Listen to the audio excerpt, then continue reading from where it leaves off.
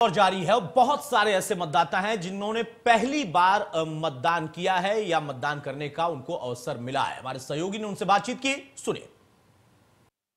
लोकतंत्र के महापर्व को मनाने के लिए लोग घरों से निकले हुए हैं। आपको बता दें कि लखनऊ की पूर्वी विधानसभा में मौजूद और यहाँ पर तमाम सारे वोटर हैं जो अपने मताधिकार का प्रयोग करने के लिए आए। उनसे बात करेंगे। कुछ पूरा परिवार ही आया हुआ है, एक बेटी भी साथ में है जो पहली बार वोट डालने आई। बेटा, कैसा लग रहा है, किस मुद्दे को लेकर आपने वोट किया है?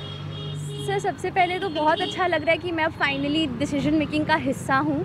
और वोट सर मैंने बेसिकली सिक्योरिटी के पर्पज़ से दिया है कि मैं उत्तर प्रदेश में कैसे सेफ़ एनवायरनमेंट फ़ील करना चाहती हूँ। तो वो मेरा मेन मोटिव था वोटिंग के लिए। बिकॉज एज अ गर्ल मुझे लगता है सबसे बड़ी दिक्कत हम लोग के साथ यही होती है, घर से जब हम बाहर निकलते हैं ऑब्वियसली सक्सेस अटेन करने के लिए, तो एक सेफ़ एनवायरनमेंट हम लोग को मिलना चाहिए। पहली बार चुनाव में महिलाओं पर फोकस किया गया है। महिलाओं को लेकर बहुत सारी बातें की जा रही। कोई कह रहा है कि यात्रा फ्री होगी, कोई कह रहा है स्कूटी दी जाएगी, कोई कहता है महिलाओं के लिए नौकरी रोजगार की बात होगी, सुरक्षा की बात होगी। हाँ, नहीं, बहुत अच्छा लगा मुझे देख के कि अब फाइनली महिलाएं भी जो रिस्पेक्ट डिज़र्व करती हैं वो दी जा रही है, उनको भी अब एक इम्पोर्टेंस मिल रही है। So it's good. आप लोग भी साथ में आए हैं, आपसे जानना चाहेंगे कि क्या कुछ सोच रखते हैं आप? जो वोट किया आपने, कैसी सरकार बननी चाहिए? देखिए, सरकार वैसी बननी चाहिए जो राष्ट्रवाद के बारे में ज़्यादा विचार से रखे और परिवारवाद से दूर रहे, क्योंकि सबको मौका मिलना चाहिए लोकतंत्र में। एक ही परिवार को मौका मिले ऐसा मुझे नहीं लगता। तो राष्ट्रवाद और परिवारवाद के खिलाफ, मैंने राष्ट्रवाद के पक्ष में, परिवारवाद के खिलाफ हमने वोट किया है। मैम, कैसे देखते हैं कि कैसी सरकार होनी चाहिए, क्या कुछ होना चाहिए सरकार, जो अगर बने जो भी सरकार हो, क्या कुछ करे? जो भी सरकार हो वो मतलब सुरक्षा दे, विकास पे फोकस करे। और मेरी बिटिया जैसे कि अभी पहली बार मतदान देने आई है, तो मैंने इसको भी जागरूक किया कि मतलब सरकार के निर्माण में, लोकतंत्र में आपका ये एक महत्वपूर्ण अधिकार है कि आप सरकार बनाने में योगदान देते हैं। आप इस अधिकार को समझें, घर से बाहर निकलें, मतदान करें और इस महत्व को समझें। लोकतंत्र का महापर्व है, इसको एंजॉय करें। सर, आपसे भी जानना चाहेंगे कि आपने वोट दिया है, किस बात को, क्या सोच लेकर गए थे आप वोट करने के लिए? हम देश हित में वोट दिए हैं। राष्ट्रवाद की भावना, लॉ एंड ऑर्डर मेंटेन रहे, सबको सुरक्षा रहे, हमारी माँ बहनों बेटियों की सुरक्षा रहे, इस आधार पर मैंने वोट दिया है।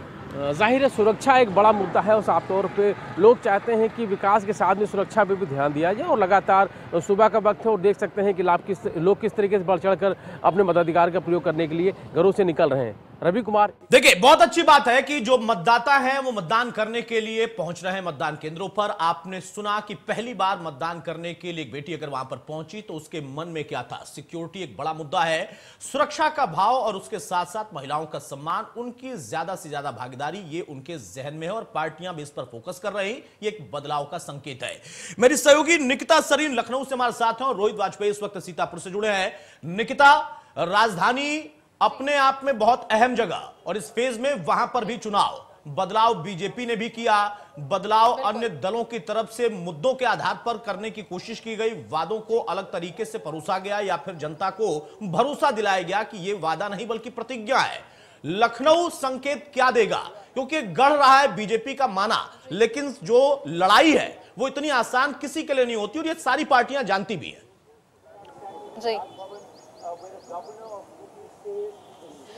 बिल्कुल अतुल, आपको बताना चाहूंगी सबसे पहले कि लोकतंत्र का महापर्व है और जिसको लेकर के आज जो एक एंथुसियाज्म है लोगों में वो देखने को मिल रहा है। सब लोग चाहते हैं कि एक बदलाव जरूर दिखे, क्योंकि लगातार यहाँ पर बदलाव रहा है। और इससे पहले मैं कुछ और भी बोलूं, मैं कुछ लोग हमारे साथ हैं उनसे बात करना चाहूंगी। क्या नाम है आपका? प्रत्यूष के सर।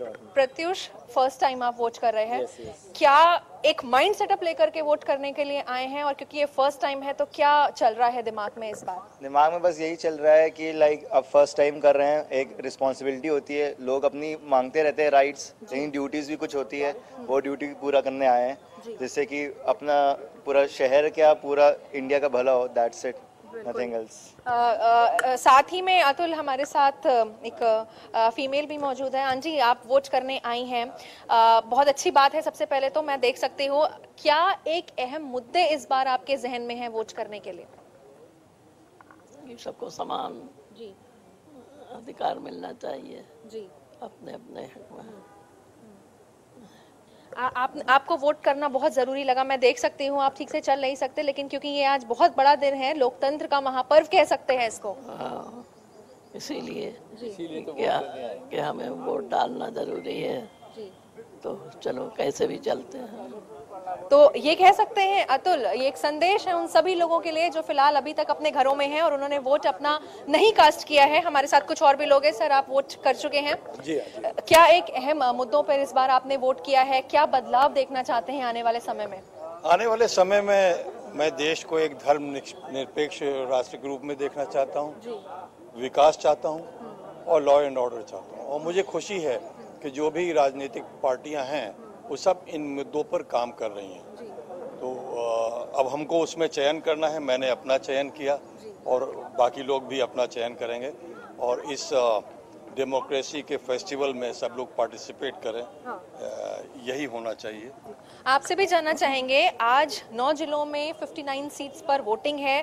सबसे ज्यादा तेज नजर है वो लखनऊ और लखीमपुर खीरी में है, क्योंकि वहां पर भी जब वोट करने जाएंगे तो वो इंसिडेंट जरूर लोगों को याद रहेगा। क्या लगता है आपको भी इस जितने भी एरिया में डेवलपमेंट की अगर मैं बात करूं, विकास की बात करूं, क्या कुछ रहा है और क्या आप देखना चाहेंगी? क्योंकि जो बदलाव है वो हमेशा इंसान चाहता है कि जारी रहे। जी हाँ, जैसा कि आप सभी लोग जानते हैं, उत्तर प्रदेश में कभी कॉन्जिक्यूटिव 2 टर्म्स में कोई गवर्नमेंट रही नहीं है।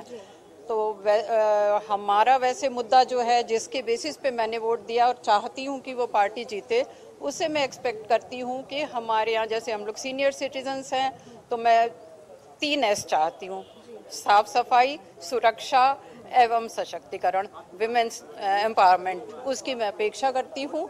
और आपने विमेन एम्पावरमेंट की बात करी, अगर मैं बात करूं, बहुत सी पार्टियां हैं जो इस बार महिलाओं को अपफ्रंट पे लाने की कोशिश कर रही हैं, उनको टिकट देने की बात कर रही हैं, संकल्प पत्र जारी कर रही हैं। महिला सुरक्षा की अगर मैं बात करूं तो कितना बदलाव देखा है आपने उत्तर प्रदेश की राजधानी लखनऊ में? और बदलाव तो निश्चित रूप से हुआ है। पहले जैसा हम लोग पेपर में पढ़ते थे, किसी समय में किसी गवर्नमेंट में लड़कियां गई पेट्रोल पंप में अपनी स्कूटी में पेट्रोल भरा रही हैं, इतने में एक वैन आती लड़कियों को ले जाती है और पेपर में एक दिन ये न्यूज़ आती, नेक्स्ट डे फिर क्या हुआ उसके साथ वो पता नहीं। वैसी न्यूज अब हमें पेपर में नहीं मिलती। इसके मतलब बदलाव हुआ है निश्चित। देखिए ये बहुत बड़ी बात है निकिता, ये बहुत बड़ी बात कही उन्होंने, और जो बदलाव की उन्होंने बात कही, जिस मुद्दे से जोड़कर कनेक्ट करके उन्होंने कहा, वाकई वो दौर भी इस प्रदेश ने देखा है, हमें अच्छे से एहसास है। मैं जानना चाहूंगा और आप बात करिए उन्हीं महिला से अगर संभव हो पाए तो, जो पार्टियों ने अब नए प्रयोग करने शुरू किए हैं, दल बदल का दौर भी हमने देखा, गठबंधन भी हमने देखा, सारी पार्टियां कर रही हैं, बीजेपी ने किया है, समाजवादी पार्टी लगातार प्रयोग कर रही है। इन प्रयोगों को कैसे देखती है आम जनता? क्योंकि वो जीत के लिए प्रयोग किए जाते हैं, लेकिन उसमें आम जनता का भला, क्या आम जनता को एहसास भी होता है?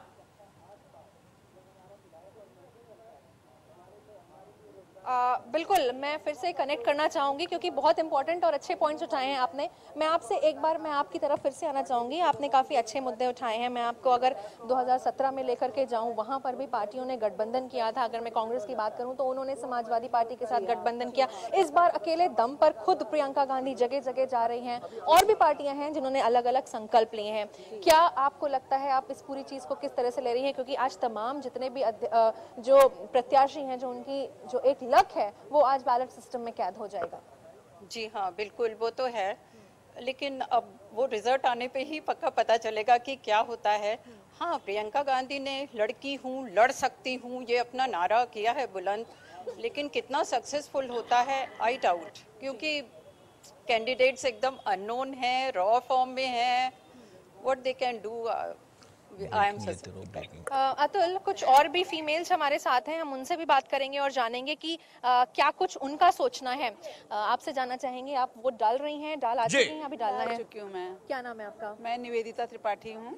निवेदिता जी, इस बार आप वोट करने आई हैं, 5 साल में पहली बार ये एक मुद्दा मिला है आपको वोट करने का। कितना बदलाव महसूस कर चुकी हैं आप, या कितना होना बाकी है? क्या विचार है मन में वोट डालते वक्त? बदलाव तो खैर काफी हुआ है जी, इसमें कोई दो राय नहीं है, और आगे भी मैं चाहती हूँ, बस मेरा यही कहना है कि हमारा ये तो हमारा अधिकार है, इसलिए मैं आना तो मुझे है ही है और मुझे देना भी है। तो एक चीज़ ये मैं ये कहना चाहती हूँ कि सब समान होना चाहिए। बिल्कुल, मतलब कोई ये नहीं पर्टिकुलर जातिवाद ये वो ये सब नहीं होना चाहिए। देखिए बहुत अच्छी बात, ये आजकल के मतदाताओं का मिजाज है, वो चाहे बुजुर्ग हों या युवा हों, वो उन जो परंपरागत चीजें चली आ रही थी, जिसके आधार पर नई नई पार्टियों का गठन पिछले तमाम सालों में होता रहा, उन चीजों से इतर वो अपनी बात को मुखर तौर पर रख रहे हैं। निकिता हमारे साथ बने रहिए।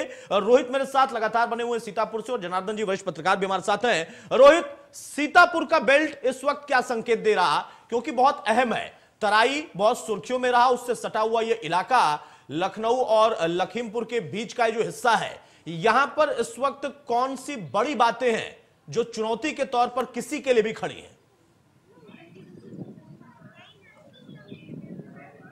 बिल्कुल, मैं बता दूं आपको कि आज सीतापुर में चौथे चरण का चुनाव है, और यहाँ पर जो मेन मुद्दा बना हुआ है वो लोगों का जो बात की, लोगों से उनसे जानकारी मिली, उनका कहना है स्वास्थ्य और शिक्षा यहाँ पर मेन मुद्दा बना हुआ है, क्योंकि यहाँ पर स्वास्थ्य की कोई ऐसी व्यवस्था नहीं है। जब यहाँ पे कोई दिक्कत होती है तो आदमी को लेकर उसको राजधानी भागना पड़ता है। तो यहाँ पे ट्रॉमा सेंटर तो बनाया गया, लेकिन उसको चालू नहीं किया जाता, सिर्फ बिल्डिंग बना के खड़ी कर दी गई है। ये बहुत बड़ा मुद्दा कोरोना काल में भी लोगों के लिए बना रहा है। आज भी लोगों से बात हुई तो उनका ये कहना है कि स्वास्थ्य और शिक्षा मेन मुद्दा सीतापुर में बना हुआ है, उसको लेकर हम अपना मतदान करेंगे। जी चलिए, तो जो स्वास्थ्य का मामला है ये भी चुनावी मुद्दा था। क्या रोहित इस चीज को हम कनेक्ट कर पाए? विपक्ष ने बहुत सलीके से इस मुद्दे को उठाया कोरोना काल में, खासतौर से सेकेंड फेज में जो तस्वीर दिखी, क्या उससे ही कनेक्ट करके लोग अपनी बात रख रहे हैं, या मूल चूल जरूरतें अभी तक पूरी नहीं हो पाई हैं स्वास्थ्य के क्षेत्र में? बिल्कुल, आपको बता दें कि जिस तरीके से सीतापुर की जो व्यवस्था है स्वास्थ्य को लेकर वो बहुत बिगड़ी हुई है, ये हकीकत है। यहाँ पे कुछ भी नहीं है, सिर्फ एक जिला चिकित्सालय है, उसके अलावा कोई ऐसी व्यवस्था नहीं है स्वास्थ्य के लिए। अगर किसी को जरा सी भी दिक्कत होती है तो लखनऊ लेकर भागना पड़ता है, जो यहाँ से 100 किलोमीटर दूर है, और लोगों को काफी दिक्कतों का सामना करना पड़ता है। यहाँ पे एक ट्रॉमा सेंटर तो सपा सरकार में बनाया गया था, लेकिन पूरी भाजपा सरकार आने के बाद उसको 5 साल चालू नहीं किया गया। ये बहुत बड़ा मुद्दा लोगों के लिए बना रहा, और समय समय पर यहाँ के पब्लिक के लोगों ने भी उसको लेकर आंदोलन किया कि अगर ये बिल्डिंग खड़ी हुई है इसको चालू क्यों नहीं किया जा रहा है, विपक्ष के अलावा भी। जी चलिए, बहुत शुक्रिया रोहित आपका, बहुत शुक्रिया निकिता आपका हमारे साथ जुड़ने के लिए। आशुतोष टंडन, देखिए आशुतोष टंडन के लिए भी लखनऊ में एक चुनौती हो सकती है क्या, इस पर भी बहुत सारे लोग चर्चा कर रहे थे। 300+ होगी बीजेपी। जनार्दन मिश्रा जी हमारे साथ हैं। जनार्दन जी, ये दावा तो सभी कर रहे हैं, लेकिन उन तमाम मुद्दों के आधार पर जनता को फैसला करना है। लेकिन आपने सुना होगा राजधानी लखनऊ में तमाम जो सीनियर सिटीजन थे, उनसे भी बात की मेरे सहयोगी ने, जो पहली बार मतदान करने आए थी, महिलाएं या लड़कियां, उनसे भी बातचीत करने की कोशिश की उन्होंने, और जो संकेत मोटा मोटा मैंने समझा, राष्ट्रवाद, विकास, कानून व्यवस्था, ये 3 चीजें फोकस हैं शहरी क्षेत्रों में ज्यादा तौर पर। बिल्कुल अतुल जी, मैंने पहले भी कहा कानून व्यवस्था बहुत ही मजबूत मुद्दा है। इसके आगे जैसे जो फ्रीबीज की बात की जाती है, इतना मुफ्त दे देंगे वो चीजें, ये देखिए किसी ने भी, एक व्यक्ति, हम लोगों ने इतने लोगों से बात करी, किसी ने भी उस मुफ्त चीजों के लिए वोट करने की बात नहीं की। सभी ने सुविधाओं के लिए, जो सुरक्षा है उसके लिए, जो कानून व्यवस्था है उसके लिए बात करी। तो ये एक जागरूकता है, ये बहुत अच्छी चीज है लोकतंत्र के लिए, लोकतंत्र की मजबूती के लिए। और जो पार्टियां हैं, राजनीतिक पार्टियां, उनको भी ये चीज समझना पड़ेगा कि ठोस मुद्दों के साथ आपको सामने आना है। अगर आप जनता को ये समझते हैं कि नहीं ठीक है, हम आपको 5 बोरी अनाज दे देंगे और आपसे वोट ले लेंगे, तो अब स्थितियां बदल चुकी हैं। अब ग्रामीण क्षेत्रों में भी जागरूकता काफी स्तर पर है।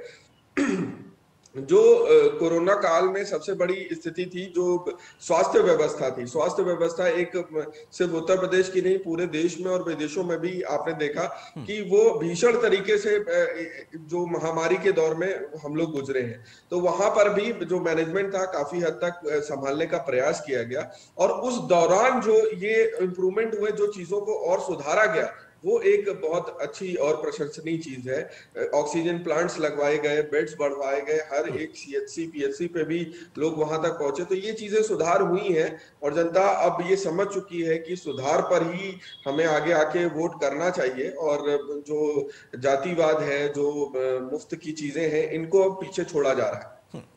चलिए, ये अच्छी चीज है, लेकिन ग्रामीण अंचल में वो जो फैक्टर होते हैं वो कुछ अलग भी हो जाते हैं। जातिवाद का ताना बाना वहां पर उतना टूट पाया है, नहीं टूट पाया है।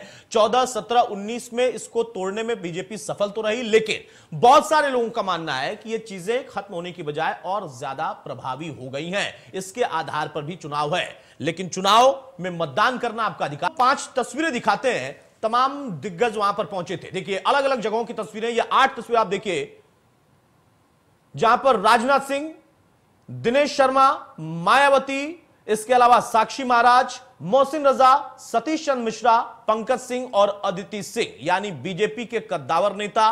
उसके साथ साथ बीएसपी के सेकंड लाइनर सतीश चंद्र मिश्रा।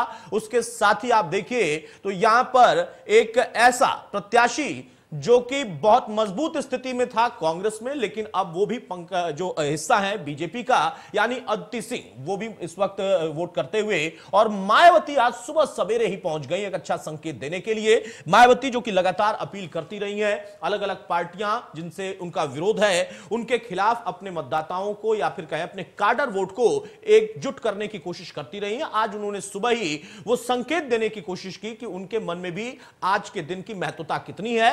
उनका जो अपना रोल है, किरदार है, एक पार्टी के नेता के तौर पर वो अलग है, लेकिन एक आम मतदाता के तौर पर जो उनकी जिम्मेदारी है वो निभाने में भी वो कतई पीछे नहीं है। तो ये 8 तस्वीरें आपके सामने, राजनाथ सिंह, दिनेश शर्मा, मायावती, साक्षी महाराज, मोहसिन रजा, उसके अलावा सतीश चंद्र मिश्रा, उसके साथ ही राजनाथ सिंह के बेटे पंकज सिंह अपने धर्मपत्नी के साथ पहुंचे थे लखनऊ अपना वोट कास्ट करने के लिए, और उसके साथ ही अदिति सिंह भी पहुंची मतदान के लिए। मेरे सहयोगी नरेंद्र इस वक्त हमारे साथ जुड़ रहे हैं। नरेंद्र, दिग्गजों ने भी वोट डाला है, लेकिन बहुत सारे दिग्गज हैं जिनके लिए चुनावी इस महासमर में चुनौती भी खड़ी है। इस वक्त किस तरीके की स्थिति वहां पर दिखाई दे रही है आपको? फाइट वर्सेस में है, त्रिकोणी है? देखिए, अगर रायबरेली की बात की जाए तो यहाँ पर जो फाइट है समाजवादी पार्टी और भारतीय जनता पार्टी के बीच में दिखाई पड़ रही है, और इसी बीच कांग्रेस और बीएसपी भी अपनी मजबूती दिखा रहे हैं। लेकिन अलग अलग समीकरण यहाँ पर काम कर रहे हैं। कोई बेरोजगारी को मुद्दा बता रहा है, तो कहीं महिला सुरक्षा की बात की जा रही है, और कहीं ना कहीं कानून व्यवस्था की बात सामने आ रही है। अगर क्षेत्रीय समीकरण लोकल की बात की जाए तो प्रत्याशी जातीय वोटरों को लुभाने का प्रयास करते हैं, तो जातीय समीकरण भी यहाँ पर साधे जा रहे हैं जी। तो अगर रायबरेली की बात मुख्यतः राजनीतिक गलियारे में की जाए तो यहाँ की वोटिंग, यहाँ की लीडरशिप दिल्ली तक असर करती है। दिल्ली में भी बैठकर रायबरेली पर लोग ध्यान रखते हैं, वहाँ के नेता ध्यान रखते हैं, क्योंकि ये कभी गढ़ रहा है कांग्रेसियों का, और कांग्रेस पार्टी यहाँ से काफी आगे बढ़ी भी है। तो लेकिन पिछले चुनाव की अगर बात की जाए तो लगातार एक गढ़ टूटता रहा यहाँ पे समाज। नहीं, ये बड़ा दिलचस्प है नरेंद्र। मैं आपसे जानना चाहूंगा, जब मैं बातचीत कर रहा था कांग्रेस के तमाम नेताओं प्रवक्ताओं से, तो लगातार वो दावा कर रहे थे कि रायबरेली अगर गढ़ था तो गढ़ है भी। क्या वाकई उस दावे में कोई हकीकत है? क्योंकि एक ऐसा क्षेत्र जहां से प्राइम मिनिस्टरियल कैंडिडेट मिलते रहे देश को, और उसके बाद फिर आज उसकी तुलना की जाती है कि एक तरफ वाराणसी है आज के मौजूदा दौर की प्रधानमंत्री कॉन्स्टिट्यूंसी, और एक रायबरेली की तस्वीर, दोनों का तुलनात्मक अध्ययन करिए, आपको तस्वीर अपने आप में स्पष्ट हो जाएगी। यह फैक्टर कितना है वहां पर आम लोगों के बीच में? देखिए, अगर रायबरेली की बात की जाए तो यहाँ पे जो अदिति सिंह थी, वो गठबंधन का चुनाव था पिछली बार, कांग्रेस और समाजवादी पार्टी का, उससे जीती थी। एक और विधायक यहाँ कांग्रेस से हुए थे। लेकिन अगर लीडर ही पार्टी छोड़कर दूसरे दलों में जाते हैं जो सत्ता में रहती है या मजबूत कंडीशन में रहती है, तो नेता तो नहीं कमजोर होते हैं, लेकिन पार्टी जरूर कमजोर हो जाती है। इन्हीं चेहरों को लेकर लगातार कांग्रेस मैदान में रही, और कांग्रेस इस सीट पर जीतती भी रही है। लेकिन जब पाला बदला गया और एक ऐसी पार्टी के साथ जिसका वोट बैंक है, जनाधार है, तो निश्चित तौर पर कांग्रेस अब यहाँ पर कमजोर हो चली है, और जो लड़ाई देखने को मिल रही है वो अलग ही दूसरी पार्टियां यहाँ चुनावी मैदान में एक दूसरे को फाइट करती हुई दिख रही हैं। तो गढ़ तो टूट चुका है, लेकिन बेस वोटर कुछ ना कुछ हर पार्टियों के होते हैं। लंबे समय तक कांग्रेस राजनीति में रही है, तो कांग्रेस पार्टी के भी कुछ वोटर हैं जो पार्टी के साथ वफादारी दिखाते हैं, बने रहते हैं। लेकिन नेताओं के भागने से और लगातार सत्ता से दूर रहने का असर कांग्रेस पर जरूर यहाँ बिल्कुल जमीनी तौर पर वो असर जरूर आता है। कुछ काडर वोट हमेशा बने रहते हैं, ये भी बात आपकी सही है। नरेंद्र हमारे साथ आप बने रहे। रवि मेरे सहयोगी लखनऊ से हमारे साथ जुड़ गए। रवि, कई बड़े नेताओं से आपने बात की, बीजेपी के कद्दावर नेता दावा कर रहे हैं, लेकिन राजधानी लखनऊ में क्या वाकई जो एक परंपरागत तौर पर कहा जाता था कि कुछ सीटें हैं जहां पर बीजेपी के लिए कोई चुनौती नहीं होती अटल जी के दौर से, लेकिन इस बार बीजेपी ने जो बदलाव किए वो उसकी वजह क्या रही? बदलाव का नतीजा किस तरीके से निकल सकता है? पाठक साहब के लिए भी अपने आप में चुनौती बताई जा रही है। ओवरऑल लखनऊ क्या कह रहा? देखिए, लखनऊ सुबह 7 बजे से वोट कर रहा है और वोट की ताकत को भी दिखा रहा है। अगर बात करें तो लखनऊ की 9 विधानसभा सीटों की, तो जिसमें से 8 जो सीटें थी वो भाजपा के खाते में थी, लेकिन इस बार देखना होगा कितनी जो सीटें हैं वो भाजपा के खाते में जाती है, क्योंकि समाजवादी पार्टी भी पूरी ताकत के साथ से चुनावी मैदान में, वहीं बसपा है, वो बसपा की बात करें, कांग्रेस की बात करें या आम आदमी पार्टी की, ये सभी पार्टी लगातार चुनावी मैदान में। उसके अलावा भी कई छोटे दल हैं वो भी नजर आ रहे हैं चुनाव में। हालांकि जरूर है कि अगर बात करें तो पिछली बार मध्य जो सीट है हमारी विधानसभा की लखनऊ की, वहां से ब्रजेश पाठक थे, इस बार उनको कैंट से सीट दी गई है। उसके अलावा कुछ बदलाव किए गए। सरोजनी नगर से स्वाति सिंह थी, लेकिन इस बार राजेश्वर सिंह को मौका दिया गया है। बीकेटी से भी जो चेहरा है वो बदला गया। यानी कि अगर बात करें तो भाजपा भी कहीं ना कहीं समझ रही है कि किस कैंडिडेट पर उनको दांव लगाना है और किस कैंडिडेट पे दांव लगाने पे धोखा हो सकता है। तो ऐसे में बीजेपी ने भी बड़ा ध्यान देकर इस बार जो प्रत्याशियों का चयन किया है और साफ तौर पे ये जरूर है, लोगों में उत्साह जरूर देखने को मिल रहा है। हालांकि अगर भाजपा की बात करें तो भाजपा